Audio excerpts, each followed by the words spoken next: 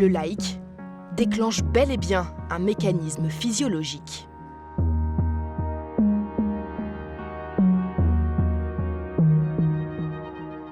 Le fait de liker, activer des régions cérébrales et notamment celles qui sont impliquées dans le circuit cérébral de la récompense, qui est vraiment le circuit clé qui joue un rôle dans les addictions. C'est principalement des neurones dopaminergiques qui sont dans une structure assez reculée du cerveau, et plus vous en libérez, plus vous ressentez des effets plaisants.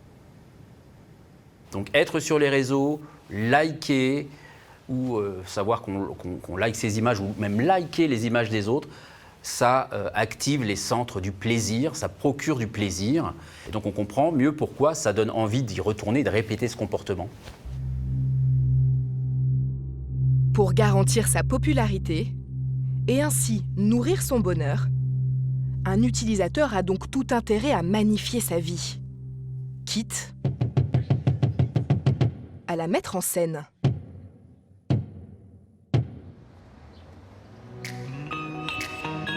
Fini la photo classique devant la Tour Eiffel. Sur les réseaux sociaux, chaque moment banal peut être érigé en façon de vivre. Une pause sur un banc devient un instant d'euphorie.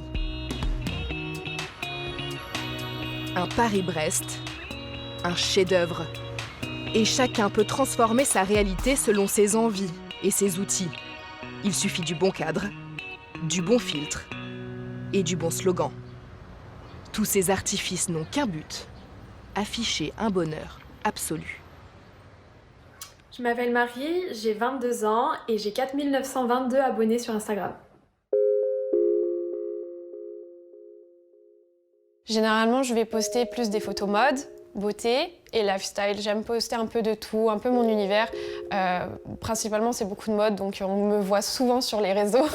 C'est pas forcément une photo de nourriture ou juste les ongles. Je vais poster vraiment de tout, mais principalement moi.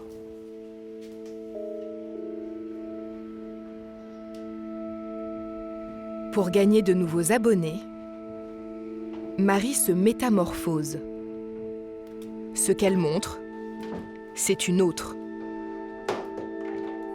Elle est en représentation. Quand j'ai envie de me maquiller pour me préparer pour une belle photo, en principe, je vais prendre peut-être une bonne heure pour me maquiller. Le maquillage, c'est vraiment une passion, je travaille dedans, donc forcément, j'élargis tout ça. Et pour ce qui est vraiment des maquillages, je change tous les jours, je fais jamais le même.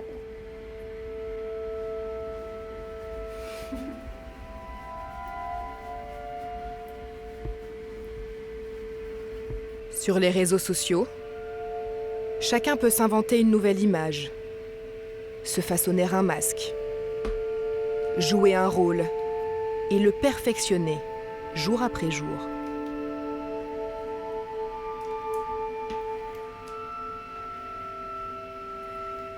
Je veux pas que les personnes soient déçues. J'ai pas envie que les abonnés ou les gens que je rencontre soient déçus de moi. Ça me fait peur.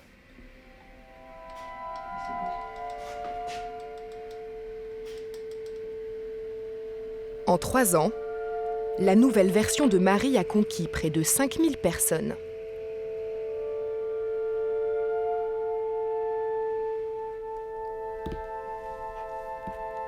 La philosophie propre au réseau social, c'est une culture d'un idéal de réussite, de performance. Et là, on se retrouve à faire que petit à petit, on est dans une sorte de guerre des clones. C'est-à-dire où chacun va rivaliser à travers des outils dont évidemment le fameux like, qui va faire qu'on va chercher, non pas forcément à tout simplement partager, mais plutôt à finalement briller. Et donc cette culture de ce qui brille, cette sorte de ce que certains ont appelé le self-branding, où finalement on va chacun devenir une marque dont la vocation, c'est véritablement d'exister dans le regard de l'autre. Et je crois que ça, c'est quelque chose de très inquiétant, parce que d'une certaine manière, on est dans un espace qui pousse quelque part tout simplement à être aimé pour une image et non pas tout simplement pour ce que l'on peut penser ou produire. Il fait trop froid. Briller entre plusieurs milliards de comptes n'est pas seulement l'affaire d'un visage. Il faut aussi inventer une histoire à son personnage, une façon d'être. Marie consacre une journée par semaine à faire vivre son sosie digital.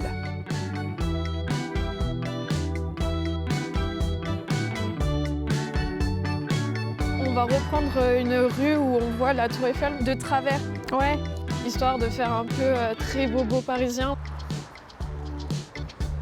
On la voit bien. Décale-toi vers là. Oui. Attention, go! J'avais déjà mitraillé avant. Hein. Ah, d'accord. C'est vrai qu'il y a toujours un peu une mise en scène, puisque on va voir une jolie porte, hop, on va faire les folles en sautant devant, alors que dans la vraie vie, on va passer à côté de la porte et on va même pas la voir, quoi. Remarque, ça peut être sympa aussi avec juste le fond là. Ça? Ouais. Oui, enfin t'es dans un beau quartier quoi.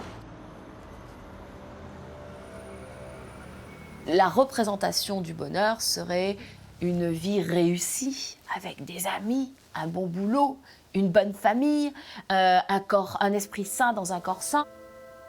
Ça, c'est un bonheur affiché. Et ce bonheur-là, cette vie réussie, aujourd'hui, je peux m'amuser à recréer, à composer une vie tout à fait factice.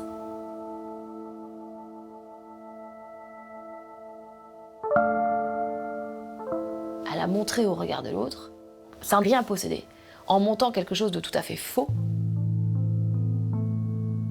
Et donc je peux recréer une existence tout à fait illusoire sans que personne puisse vérifier la véracité de mes propos.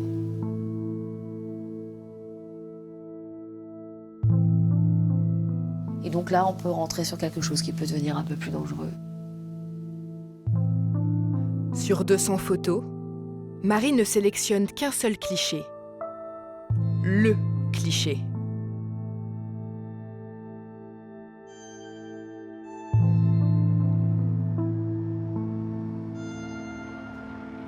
Mais à force de se construire une existence rêvée, à force de jouer à une autre, Marie en est tombée dépendante.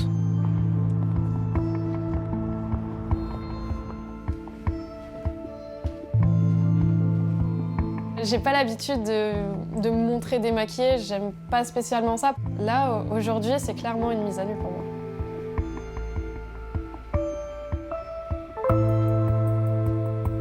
Je me sens très très vulnérable.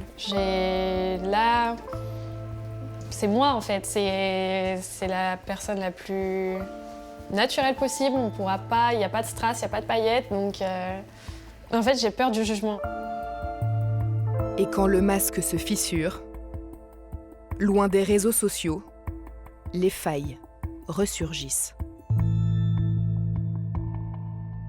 J'ai envie qu'on m'apprécie parce qu'on m'a pas forcément apprécié plus jeune. Donc forcément, il y a ce côté-là qui ressort. C'est-à-dire ?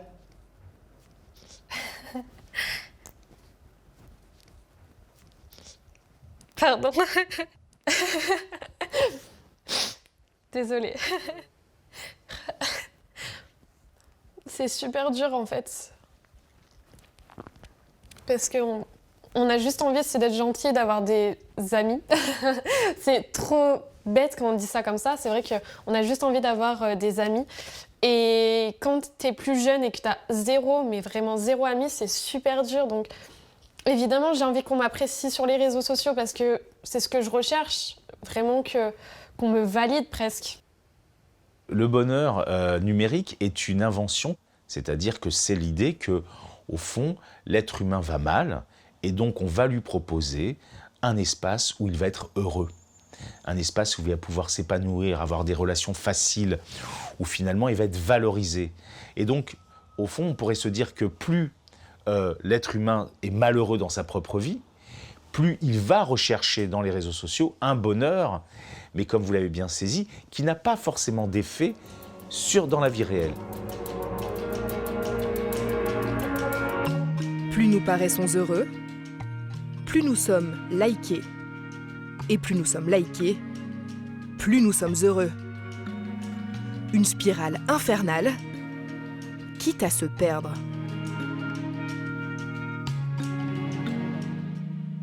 Je pense que malheureusement, beaucoup sont pris dans ce piège d'un faux self, c'est-à-dire l'idée que finalement, on rentre dans un jeu terrible entre les fans qui nous suivent et le fait de correspondre à ce qu'ils attendent et quelque part de se dire que dans la vraie vie, je vais éviter ce moi réel qui s'appauvrit petit à petit. Et donc on voit à quel point cette sorte d'illusion dans laquelle je cherche à être est un piège terrible. Et ça, c'est plutôt très inquiétant parce qu'on pourrait imaginer que certains vont petit à petit développer des sortes de burn-out digitaux, des gens qui n'en peuvent plus.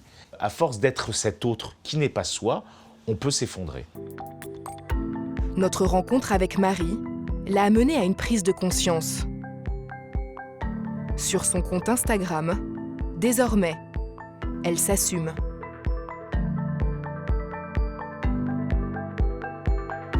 Il est temps pour moi de changer de feed. J'ai décidé de passer sur des choses plus simples et partager plus facilement du contenu sans me prendre la tête sur « Est-ce que ça va aller ?»